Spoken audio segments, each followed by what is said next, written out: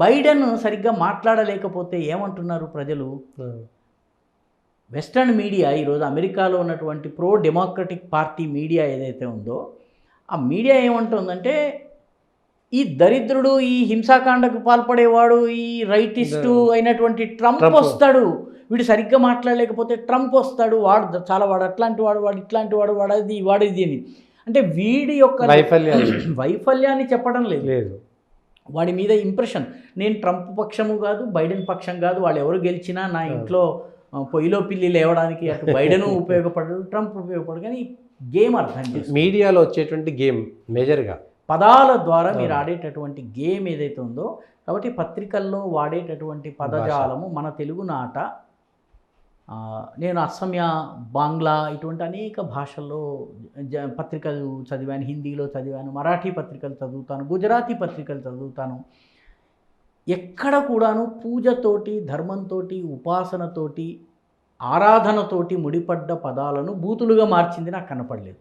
వేరే భాషలో తమిళం నాకు తెలియదు, ఓకే సార్, కన్నడ కూడా లేదు, కనీసము గుజరాతీ, హిందీలో అయితే దాదాపుగా లేదు. పొద్దున్న లేస్తే వాళ్ళు ప్రతి పేపర్ పైన హిందీలో ఒక పదం ఉంది, ఒక పదము హిందీలో ఉంది, గోరఖ దందా అనేటటువంటి పదం ఉంది.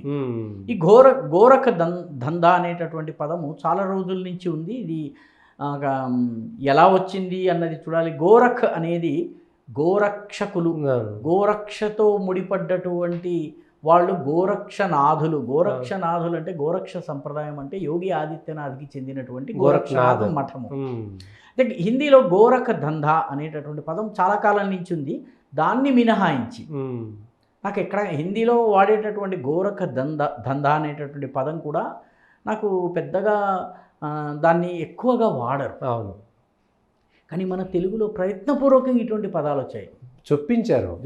ఇవి ఒక 70-80 సంవత్సరాల క్రితపు తెలుగు జర్నలిజంలో కనుక మీరు చూస్తే ఈ పదాలు లేవు. తెలుగు పత్రిక ఆ టైంలో ఆంధ్రపత్రిక కానీ, లేకపోతే జ్ఞాన ప్రకాశికలు, లేకపోతే ధర్మార్థ ప్రదాయిని, ఇట్లాంటి రకరకాల పత్రికలు, ఉద్దిరాజు సోదరుల పత్రికలు, గోల్కొండ పత్రిక, ఈ పత్రికల్లో మీరు గనక స్టడీ చేస్తే, మీరు గనక రీసెర్చ్ గనక చేస్తే, కొద్దిగా నేను చూశాను కాబట్టి ఈ తరహా పదజాలము లేదు. ఈ మీడియా భాష చాలా డీసెంట్గా ఉండాలి, చాలా సభ్యంగా ఉండాలి, సౌమ్యంగా ఉండాలన్నటువంటి ప్రయత్నము పత్రికలు చేసినాయి. ఇవి అరౌండ్ 60s and 70s ఎప్పుడైతే ఈ దేశంలో నక్సల్ ఉద్యమము పెరిగిందో, వామపక్ష సాహిత్య ఉద్యమాలు బాగా ఊపందుకున్నాయో, బహుశా ఆ సమయంలో తెలుగు జర్నలిజంలోకి వచ్చినట్టునే ప్రయత్నపూర్వకంగా పదాలు రావడం మొదలైంది. సరిగ్గా ఇదే సమయానికి కేవలం తెలుగు సాహిత్యంలోనే రాలేదు, సినిమా రంగంలో కూడా వచ్చింది. సినిమా రంగం, ఈ రెండు, సినిమా రంగము, సాహిత్య రంగము, జర్నలిజము, ఈ మూడు కూడా మీకు వాస్తవానికి ప్యారలల్గా నడుస్తాయండి. మీకు సినిమా రంగంలో కూడాను ప్రతి వైశ్యుడు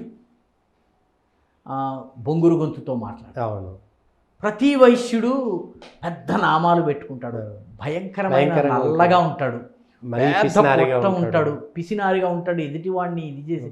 వెస్ట్లో ఉన్నటువంటి షైలాక్ పాత్ర ఏదైతే ఉందో ఆ పాత్రని ఇక్కడ వైశ్యులకి ట్రాన్స్పోర్ట్ చేసే ప్రయత్నం జరిగింది. వాస్తవంగా మీరు పాత సినిమాలు చూడండి, పాత సినిమాల్లో వైశ్యులందరినీ కూడాను అవమానకరమైనటువంటి పద్ధతిలోనే చూపించడం జరిగింది. పూజలు చేసే బాపనోళ్ళంతా కూడా అక్కడ ఉండే ఊర్లో దొరకు ఎవరికో ఉండి బానిసలుగా ఉన్నట్టుగా, లేకపోతే ఆయన చెప్పితే గుళ్ళో విగ్రహాలు వాళ్ళే ధ్వంసం చేసినట్టుగా, లేకపోతే దేవుడు సొమ్ములు వాడు దొంగతనం చేసి ఇది చేసినట్టు. బ్రాహ్మణుని ఎలా చూపించారు, వైశ్యుని ఎలా చూపించారు, భక్తుడైన బొట్టు పెట్టుకున్న హీరోలు బొట్లు పెట్టుకుని కనిపించరు, విలన్లకు బొట్లు ఉంటాయి, పూజలు చేస్తుంటారు.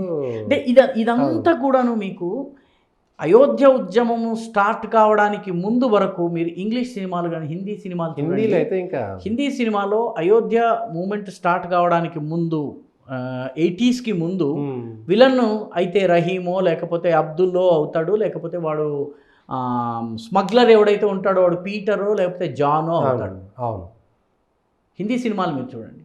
తరువాత అయోధ్య ఉద్యమం స్టార్ట్ అయిన తర్వాత పెద్ద బొట్లు పెట్టుకుని రుద్రాక్షలుండి జలస్తంభన విద్య నేర్చి నీళ్లలో అరగంట సేపు చచ్చిపడేలా ఉండేటువంటి వాడు, యోగా చేసేవాడు, సినిమాల్లో యోగా చేసేవాడు విలన్, కేవలం విలన్ అవుతాడు. దేవుణ్ణి ధ్యానం చేస్తూ ఉంటాడు, బయట హత్యలు జరుగుతూ ఉన్నా కూడా పూజలు చేస్తూ ఉండేటటువంటి వాడు వీడే అవుతాడు. తద్దినాలు పెడుతూ ఉండేవాడు అతడు సినిమా చూడండి. అతడు సినిమాలో తండ్రికి తద్దినం పెట్టవలసిన వాడు షర్టు ప్యాంటు వేసుకుని కారు మీద కూర్చుని ఉంటాడు, అక్కడ అంత్యక్రియలు జరుగుతాయి. అవును.